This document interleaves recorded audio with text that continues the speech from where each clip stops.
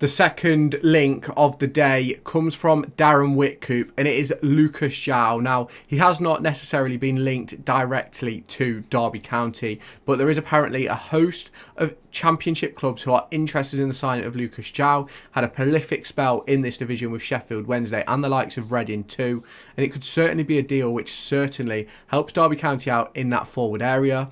Obviously, he's had his injury problems over the course of the last few years, and he's obviously spent time out of the Championship and League One and things like that. So it's going to be interesting to see how this one develops. But before we get into talking all about Lucas Joao, make sure you hit that subscribe button down below and turn on the notification bell to stay tuned for all of my deadline day content, which is going to be coming today. We're going to be staying right up to date all the way up to 11 p.m. Anything that happens after that, we'll talk through it after the Bristol City game. But make sure you've hit that subscribe button and turn on the notification bell so you can see when every single video drops. Now, if you haven't seen the tweet already, Darren Whitcoop posted this on the 28th at 12:24. Lucas Joao wants to keep an eye on this week for Championship clubs. The striker has been playing in the Middle East.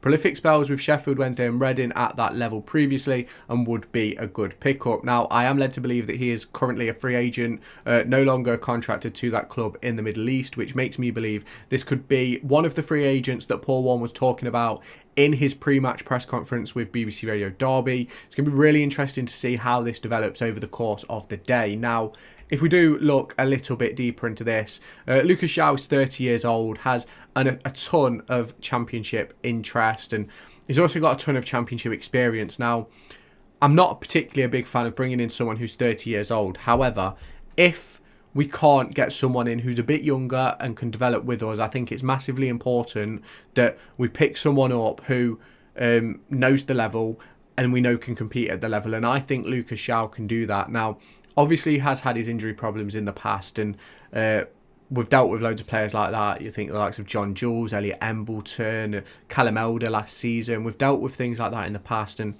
I do think that this could be a really good signing for Derby County if they can get him in and keep him fit across the course of the next 44 games, 43, 42 games, however many's left.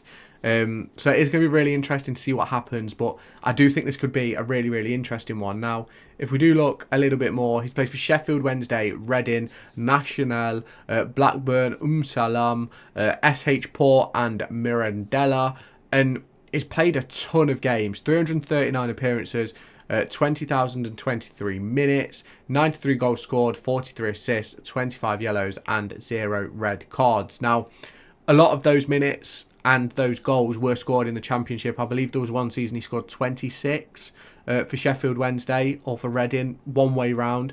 And he always seemed to score against Derby, so he could be a really, really good player. He really could develop and sort of take not himself to the next level, because he's at that age where he's coming towards the back end of his career, but he could certainly offer, for me, probably something a bit more than James Collins and Connor Washington. Obviously, they all have that experience over Dejan Brown, so I personally think that the massively important thing for us is bringing in a number 9 so Brown can go and play football, because him sitting on the bench for 90 minutes every week isn't really a good idea for me. Doesn't help him build or grow. So I do think that this could be a really, really good deal. And I think his experience and knowledge of the level and his ability to score goals at the level is really important to look into too. Now, obviously, if we look at the clubs, it's 127 games, 29 goals and 13 appearances for Sheffield Wednesday. 119 games, 45 goals, 16 assists for Reading. 57, 8 and 10 for Nacional, 13, 3 and 1 for Blackburn, 12, 5 and 2 for Salau SC, SH Port 10, 3 and 1, and only one appearance for Mirandela. Now, I think, obviously, he's going to be our main number 9. If he comes in, he's going to be like a main number 9. He's going to be like either in a 2 with Jerry Yates, or he'll be a sole number 9. But obviously, he has that ability to play left and right. Now, I personally don't think we need wingers, and I think we could probably do with one more on top of Tom Barkhuizen, but I don't necessarily think we need wingers. I think we've got enough players in that position that can be effective. I think getting that number 9 that's going to have the ability to score goals, I think, is massively important. Now, from that centre forward position, he's played 67 games, 80 goals scored and 36 assists according to Transfermarkt. 18 appearances at left wing with 7 goals, 2 assists. 12 appearances on the right wing with 1 goal and 2 assists, and only 1 appearance as sort of that secondary striker. Now, I think this could be a really, really good deal. Now, obviously, it's going to be a free agent deal, and he does, in my opinion, go straight in as the number 2 striker, just behind Jerry Yates if he is to come in. I think the big question is going to be, how is Chilwell, who's coming from Wolves, going to fit into this side? Are we going to play him out wide? Is he going to play through the middle? Are we going to play with an actual number 10? Or are we playing with 2 number 8s? And I think that then opens up the discussion of who's going to be that number 9, because if you have not done so already, make sure you hit that subscribe button down below and turn on that notification bell to stay tuned for all of my latest Derby County and EFL Championship and League One content heading your way across the course of this upcoming season, as well as the transfer deadline day stuff that is going to be coming out today and all the transfer stuff that could follow over the course of the season. So make sure you hit that subscribe button and turn on the notification bell. With the number 9, if you're playing in a system like this one you're seeing on screen in a 4-3-3 with 2 8s, then realistically you need your number 9 to be able to help with build-up and things like that, and to be able to get your 2 wide players into play. And then obviously one of your 8s has got to push on, one of them's got to sort of stabilise. So it will be interesting to see how obviously this all develops for the likes of Lucas Joao for Derby County. There's obviously a lot to discuss, and there's a lot to see when it comes to the transfer market, because we really need a striker. We've needed a striker since the back end of 22-23, when we just missed out on the playoffs. And realistically, it's disappointing that the only one we've brought in really is Jerry Yates. Obviously, we had Waghorn and Washington last year, but Washington was injured all season. Waghorn was pretty much injured all season. Obviously, Waghorn did have his spell, but it's really interesting this season that it's taken us to this point of the transfer market and we still haven't got a second number 9. Now, obviously, there's the injuries to Jake Rooney to contend with, and obviously Cashin and Wilson also have spent time on the sidelines, as well as Blackett Taylor. I believe Cashin will be back for the weekend. I think Paul Warne said that in his press conference. So it's going to be interesting to see what happens, really. And this signing of Lucas Joao could be an absolutely massive one to add that extra depth and ability to the forward line.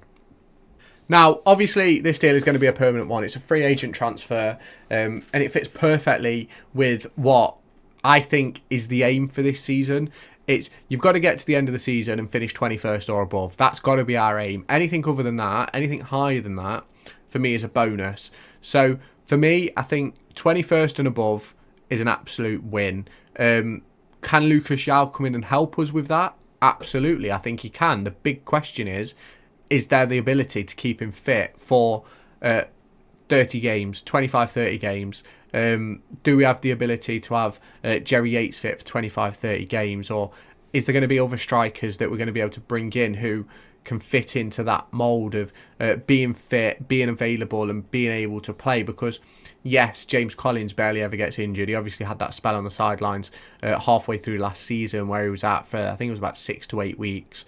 But I think having James Collins available and being our main number 9, if we've got injuries, is sort of a bit of a detriment to us, as you can expect, coming to the back end of his career. So it's really interesting to see how this is all going to develop over the course of today. Obviously, we'll be staying right across everything up until 11 PM tonight. So make sure you've hit that subscribe button, turn on that notification bell, and stay tuned for everything that's going to come.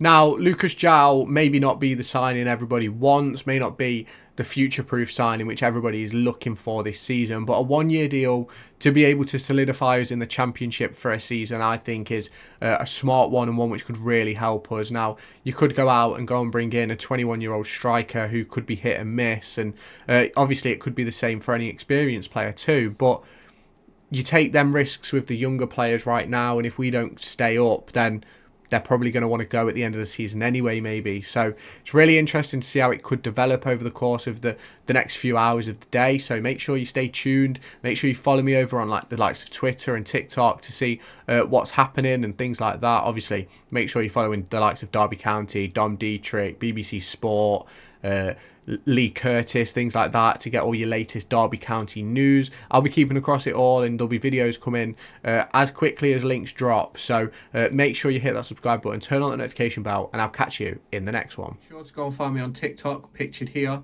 and Twitter, pictured here.